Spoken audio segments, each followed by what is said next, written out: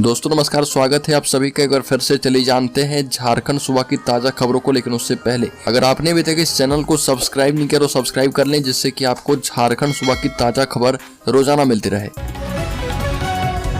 सबसे पहली खबर, झारखंड के मुख्यमंत्री हेमंत सोरेन खूंटी जिले में आयोजित आपकी योजना आपकी सरकार आपके द्वार कार्यक्रम में शामिल हुए और इस दौरान मुख्यमंत्री ने कहा कि सरकार जो कार्य योजना आपके लिए बनाती है उसकी गठरी बनाकर गांव-गांव, पंचायत शिविर लगाने का कार्य किया गया है और जब तक मैं हूं अधिकारी आपकी समस्याओं के समाधान करने के लिए आपके द्वार पर खड़े मिलेंगे। बड़ी खबर, झारखंड में छेड़छाड़ के आरोपी को पीट कर उतारा मौत के घाट, 3 हुए गिरफ्तार। झारखंड के मांडर से सनसनीखेज मामला सामने आया और यहाँ पर छेड़खानी के आरोपी की पीट कर हत्या कर दी गई।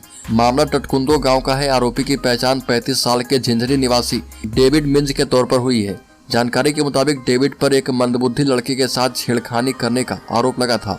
हत्या का आरोप गांव के 3 लोगों पर है, जिन्हें पुलिस गिरफ्तार करके जेल भेज चुकी है। इनकी पहचान सोमरा उरांव, जीत पाहन उरांव और सोनू उरांव के तौर पर हुई है। अगली खबर, बोकारो में खुलेगा 500 बेड का नया मेडिकल कॉलेज, कैबिनेट की बैठक में मिली है मंजूरी। बोकारो में 500 बेड का नया मेडिकल कॉलेज और अस्पताल का निर्माण होगा। जमशेदपुर में इंडस्ट्रियल टाउनशिप का गठन किया जाएगा। मुख्यमंत्री हेमंत सोरेन की अध्यक्षता में आयोजित कैबिनेट की बैठक में इस पर मंजूरी दी गई है। मंत्रिमंडल की बैठक के बाद कैबिनेट की प्रधान सचिव वंदना दादेल ने बताया कि बोकारो में नए मेडिकल कॉलेज और अस्पताल के लिए कैबिनेट में 688 करोड़ 49,42,200 रुपये मंजूर किए गए हैं। अगली खबर, झारखंड नगर सेवा आयोग प्रतियोगिता परीक्षा 2023 री एग्जाम शेड्यूल जारी, एडमिट कार्ड इस तारीख को होगा जारी। झारखंड कर्मचारी चयन आयोग ने झारखंड नगर सेवा आयोग प्रतियोगिता परीक्षा 2023 का री एग्जाम शेड्यूल जारी कर दिया है। आयोग ने अपनी आधिकारिक वेबसाइट पर एक नोटिस जारी की है। नोटिफिकेशन के मुताबिक परीक्षा 24 दिसंबर 2023 को आयोजित की जाएगी। योग्य उम्मीदवार 18 दिसंबर से अपने आधिकारिक वेबसाइट jsse.nic.in से अपने एडमिट कार्ड डाउनलोड कर पाएंगे। अगली खबर, धीरज साहू को लेकर केंद्रीय मंत्री धर्मेंद्र प्रधान का राहुल गांधी पर हमला, कहा कि ये कांग्रेस के एटीएम थे। झारखंड से कांग्रेस के राज्यसभा सांसद धीरज साहू के ठिकाने पर आयकर विभाग की छापेमारी में 350 करोड़ से अधिक का कैश मिला है। इसे लेकर देश भर में राजनीति शुरू है। इस बीच केंद्रीय मंत्री धर्मेंद्र प्रधान ने कांग्रेस पर निशाना साधा है और कहा कि ये पैसा धीरज साहू का नहीं है, बल्कि गांधी परिवार, राहुल गांधी और प्रियंका गांधी का एटीएम है। इससे पहले राज्यसभा सांसद धीरज साहू ने आयकर विभाग की ओर से की गई छापेमारी को लेकर कहा कि पैसा उनका नहीं है।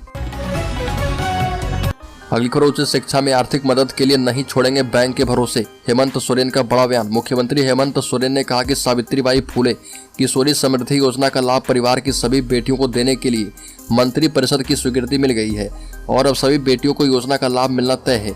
हमने सभी बाध्यता को समाप्त कर दिया है। अब बेटियां पढ़ाई नहीं छोड़ेगी। उच्च शिक्षा के लिए भी सरकार मदद करेगी। गुरुजी स्टूडेंट क्रेडिट कार्ड योजना के जरिए छात्र छात्राएं उच्च शिक्षा प्राप्त कर पाएंगे। सरकार उन्हें 15 लाख रुपए तक का आर्थिक सहायता देने वाली है। राज्य सरकार अब बच्चों को उच्च शिक्षा में आर्थिक सहयोग के लिए बैंक के सहारे नहीं छोड़ेगी। अगली खबर, पूर्व मुख्यमंत्री मधु कोड़ा ने दस्तावेज दाखिल करने के लिए मांगा समय, जनवरी में होगी मामले की अगली सुनवाई। बता दें कि झारखंड हाईकोर्ट के जस्टिस ए के चौधरी की कोर्ट में राजीव गांधी ग्रामीण विद्युतीकरण घोटाले में पूर्व मुख्यमंत्री मधु कोड़ा की ओर से दाखिल याचिका पर सुनवाई की गई। सुनवाई के बाद मधु कोड़ा की ओर से आरोप गठन से संबंधित दस्तावेज की त्रुटि सुधारने के लिए समय देने के लिए आग्रह किया गया। कोर्ट ने आग्रह को स्वीकार करते हुए जवाब दाखिल करने के निर्देश दिए हैं। मामले में अगली सुनवाई जो है जनवरी में होगी। मधु कोड़ा की ओर से निचली कोर्ट द्वारा मामले में आरोप गठन को हाईकोर्ट में चुनौती दी गई है। उन पर आरोप है कि उन्होंने मुख्यमंत्री पद का दुरुपयोग करते हुए हैदराबाद की बिजली कंपनी IBRCL के निदेशक DK श्रीवास्तव से मुंबई में 11 करोड़ रुपए घूस ली थी। अगली खबर, इरफान के डेली मार्केट आगजनी वाली टिप्पणी पर भाजपा का पलटवार, कहा कि इनके जैसे राजनेताओं के कारण बढ़ जाता है तनाव। कांग्रेस विधायक इरफान अंसारी ने रांची के डेली मार्केट में आग लगने की घटना को लेकर भाजपा पर संदेह जताया। इरफान अंसारी की इस टिप्पणी पर भाजपा ने पलटवार किया है और प्रदेश प्रवक्ता प्रतुल सदेव ने कहा कि इरफान अंसारी उस कांग्रेस पार्टी से आते हैं जिसने सांप्रदायिक आग में देश को 50 वर्षों तक जलाकर रखा था और लाखों लोगों की बलि ली। प्रतुल सदेव ने कहा कि इरफान अंसारी जैसे राजनेताओं के कारण सांप्रदायिक तनाव और सांप्रदायिक उन्माद बढ़ता है। तुष्टीकरण की नींव पर खड़ी कांग्रेस पार्टी कभी भी इनके उस घृणित टिप्पणी पर कोई कार्रवाई नहीं करेगी। बड़ी खबर, शराब कारोबारी योगेंद्र तिवारी को ईडी कोर्ट ने बेल देने से किया इनकार। झारखंड में शराब घोटाले के जरिए मनी लॉन्ड्रिंग करने के आरोपी शराब कारोबारी योगेंद्र तिवारी को Ranchi PMLA prevention of money laundering act की स्पेशल कोर्ट ने बेल देने से इनकार कर दिया। पिछली सुनवाई के दौरान दोनों पक्षों की ओर से बहस पूरी होने के बाद कोर्ट ने फैसला सुरक्षित रख लिया था। कोर्ट ने योगेंद्र तिवारी की जमानत याचिका खारिज कर दी। योगेंद्र तिवारी की ओर से हाईकोर्ट के अधिवक्ता सुमित गदौड़िया और रांची सिविल कोर्ट के अधिवक्ता विक्रांत सिन्हा ने बहस की। अगली खबर, रमेश सिंह मुंडा हत्याकांड में 2256 दिनों के बाद जेल से निकले राजा पीटर बाबूलाल मरांडी से की मुलाकात। झारखंड के पूर्व मंत्री सह तमाड़ के तत्कालीन विधायक रमेश सिंह मुंडा हत्याकांड की साजिश के आरोप में जेल में बंद पूर्व मंत्री गोपाल सिंह पातर उर्फ राजा पीटर ने 2256 दिनों बाद खुली हवा में सांसें ली और राजा पीटर को 13 दिसंबर को सशर्त जमानत की सुविधा प्रदान की गई थी। 15 दिसंबर की शाम को राजा पीटर जेल से निकले और जेल के बाहर निकलते ही उनकी धर्मपत्नी आरती देवी ने मुंह मीठा कर उनका स्वागत किया। जेल के बाहर समर्थक सुबह से राजा पीटर के निकलने की प्रतीक्षा में खड़े थे। बड़ी खबर, चाईबासा में सरकार आपके द्वार कार्यक्रम में मुख्यमंत्री हेमंत सोरेन ने कहा कि झारखंड के 80% लोगों का विकास है हमारा लक्ष्य। चाईबासा जिले के मंझरी हाई स्कूल मैदान में आयोजित सरकार आपके द्वार कार्यक्रम में मुख्यमंत्री हेमंत सोरेन ने लोगों को संबोधित करते हुए कहा कि हम झारखंड के विकास के लिए काम कर रहे हैं। सरकार आपके द्वार कार्यक्रम से लोगों से जुड़ने का मौका मिला और आज लोगों को सरकार से हर फायदा मिल रहा। जिले के मंझरी प्रखंड के मंझरी हाई स्कूल मैदान में आयोजित कार्यक्रम में मुख्यमंत्री बोल रहे थे। अगली खबर, फसल राहत योजना पर आया बड़ा अपडेट। 18,432 किसानों के आवेदन रद्द किए गए। आवश्यकता से कम बारिश होने के कारण जिले में मात्र 25% भूभाग पर ही धन रोपनी हो पाई है, वह भी मानसून के समय गुजर जाने के बाद। धान की रोपनी कार्य बाधित होने के कारण किसानों को आर्थिक नुकसान झेलना पड़ रहा। आर्थिक नुकसान के कारण रबी फसल का आच्छादन बाधित हो रहा था और किसानों को हुए आर्थिक नुकसान की भरपाई को लेकर शुरू हुए झारखंड राज्य फसल राहत योजना के तहत किसानों ने निर्धारित अंतिम तिथि 30 नवंबर तक ऑनलाइन आवेदन किए हैं। जिले में 93,611 किसानों ने इस योजना से लाभ प्राप्त करने के लिए विभागीय पोर्टल के माध्यम से ऑनलाइन आवेदन प्रज्ञा केंद्रों से किया है।